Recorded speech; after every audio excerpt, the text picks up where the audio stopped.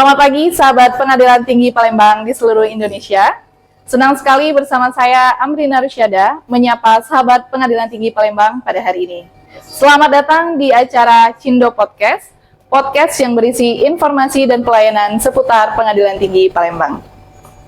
Pada episode pertama ini kita akan membahas salah satu topik yang sering jadi pertanyaan, yaitu alur pelayanan upaya hukum banding di Pengadilan Tinggi. Nah, untuk menjelaskannya kita sudah kedatangan salah seorang narasumber yang ahli di bidang hukum pidana, yaitu Bapak Sohe, Sarjana Hukum, Magister Hukum. Selamat pagi, selamat datang Bapak di Cindo Podcast. Pagi Amrina, terima kasih. Senang bisa bergabung di Cindo Podcast dan berbagi informasi tentang proses banding di Pengadilan Tinggi. Semoga diskusi kita ini memberikan pemahaman kepada seluruh teman-teman dan mudah-mudahan bisa menjawab pertanyaan yang sering muncul terkait topik ini. Baik, Bapak. Mungkin kita bisa mulai dengan pengertian banding itu sendiri. Secara singkat, apa itu banding dan kapan seseorang bisa mengajukannya? Jadi banding itu merupakan hukum biasa. Terdakwa atau penuntut umum tidak merasa puas terhadap putusan yang diberikan oleh pengadilan negeri atau majelis hakim pengadilan negeri tingkat pertama. Jadi adapun alasan mereka mengajukan upaya banding ini tentunya menyangkut penerapan hukum.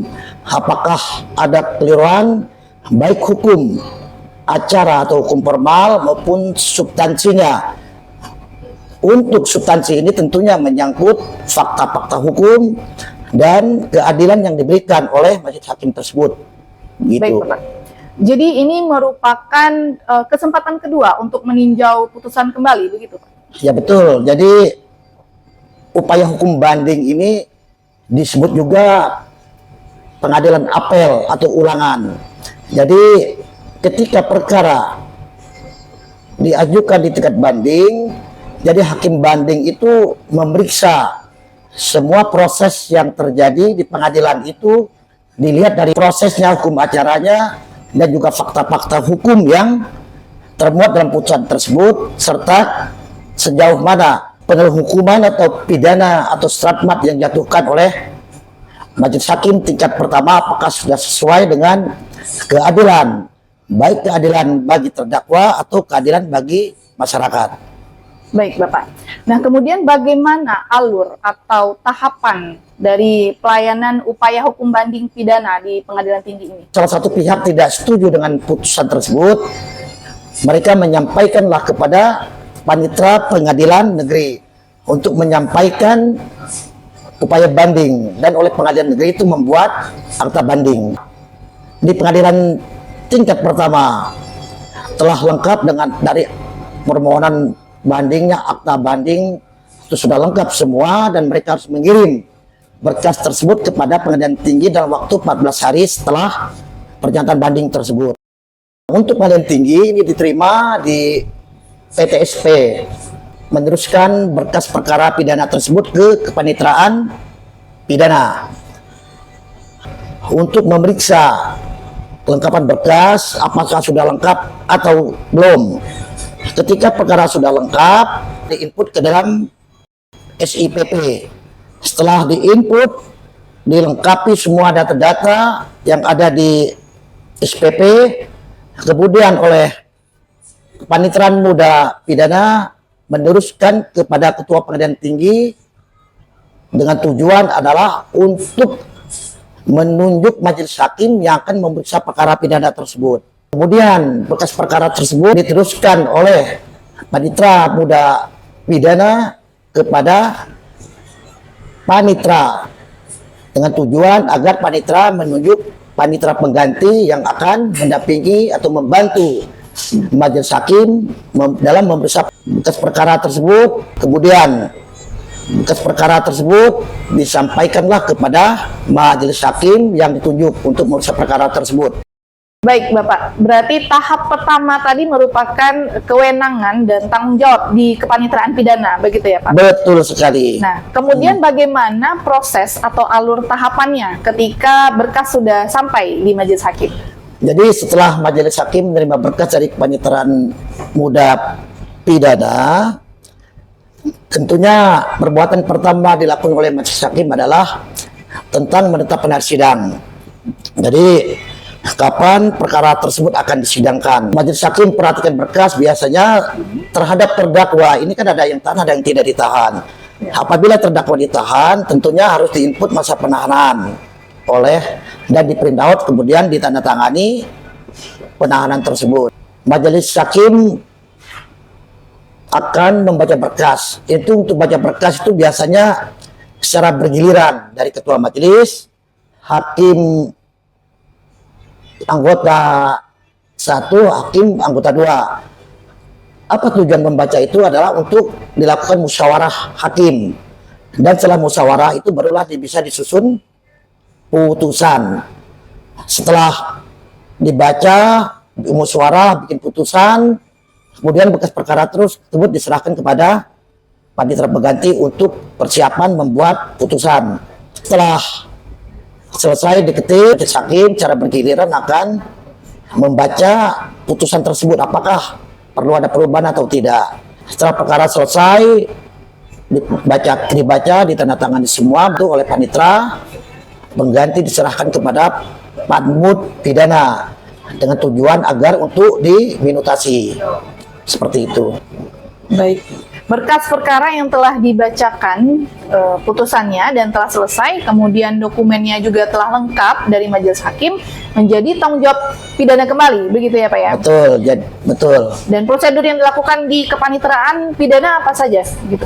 Tentunya akan melihat berkas kembali, mengecek berkas, baik secara manual dan juga dikaitkan atau dihubungkan dengan SPP, apakah semua kolom-kolom atau fitur-fitur yang ada SPP sudah diisi. Setelah diinput di SPP oleh petugas atau pejabat di Kepaniteraan Muda Pidana, terus salinan putusan atau salinan petikan diserahkan kepada panitera untuk ditandatangani. Setelah itu barulah berkas perkara dari Panmud Pidana ini yang dikirim kembali ke pengadilan negeri atau pengadilan pengaju.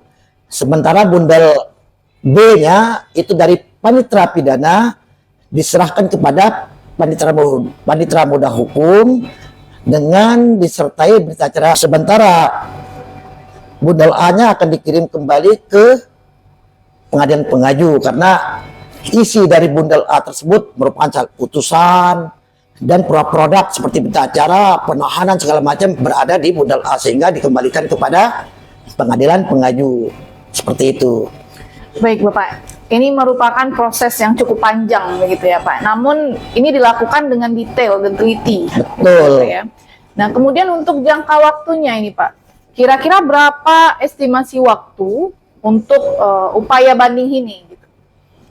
Jadi untuk jangka waktu itu kita merujuk kepada SEMA, Surat Edaran Mahkamah Agung Republik Indonesia nomor 2 tahun 2014.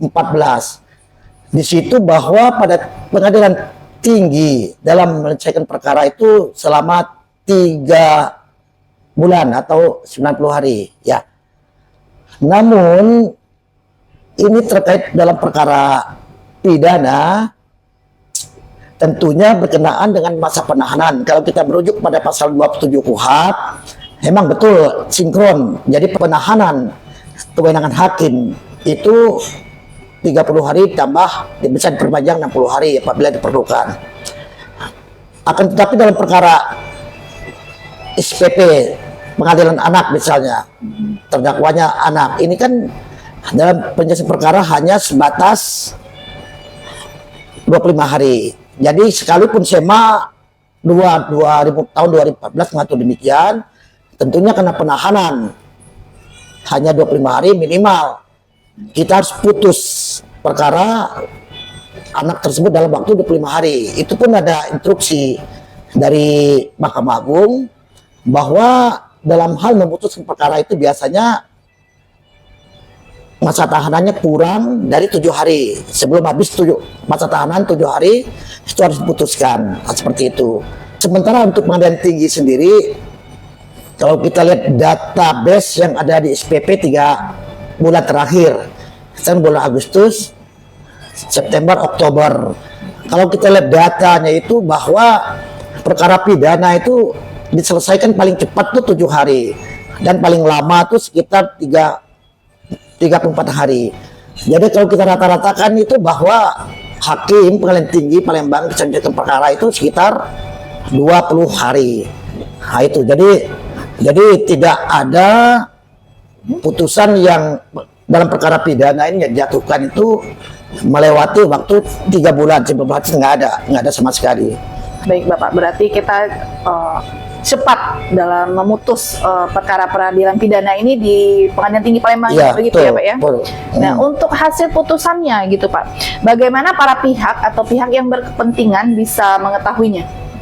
Jadi yang akan memberitahukan putusan tersebut kepada para pihak dalam hal ini terdakwa maupun penuntut umum adalah pengadilan negeri. Setelah perkara itu diinput di SPP, itu otomatis akan masuk ke dalam direktori putusan. Jadi setelah diinput mungkin ada proses sinkronisasi, nah itu langsung bisa diakses oleh publik terhadap putusan pengadilan tinggi tersebut. Ya, itu seperti itu. Baik. Baik Bapak, untuk hasil putusan pun itu sudah sangat transparan dan sangat cepat dan mudah diakses begitu ya Pak ya? Betul sekali. Betul. Dan tadi itu penjelasan tentang seluruh rangkuman proses alur pelayanan upaya hukum banding pidana yang sebenarnya juga wajib kita sampaikan sebagai informasi dari Pengadilan Tinggi Palembang. Baik Bapak, apa ada pesan yang ingin disampaikan sebelum kita menutup perbincangan kita pada hari ini? Jadi sebagaimana proses saya katakan tadi di akhir yang pertanyaan terakhir itu ada bahwa setelah putusan Pengadilan Tinggi di input di SPP dan dimasukkan ke dalam direktori putusan. Jadi itu sebetulnya ada kewajiban hukum yang harus dilakukan oleh Pengadilan Tinggi, yaitu memberikan informasi kepada masyarakat. Terus yang kedua, tentunya saya berterima kasih karena sudah dipercayakan sebagai narasumber dalam Cindopod dengan harapan agar bisa memberikan pemahaman, pembelajaran kepada publik khususnya di kota Palembang dan umumnya di seluruh Indonesia. Oke, terima kasih. Terima kasih kepada sahabat Cindo Podcast yang telah menyaksikan acara hari ini. Semoga informasi yang kita bahas hari ini bermanfaat bagi kalian semua yang ingin memahami lebih lanjut tentang proses upaya banding di Pengadilan Tinggi. Kita tutup podcast hari ini dengan semangat pagi dan sampai jumpa kembali di episode-episode berikutnya.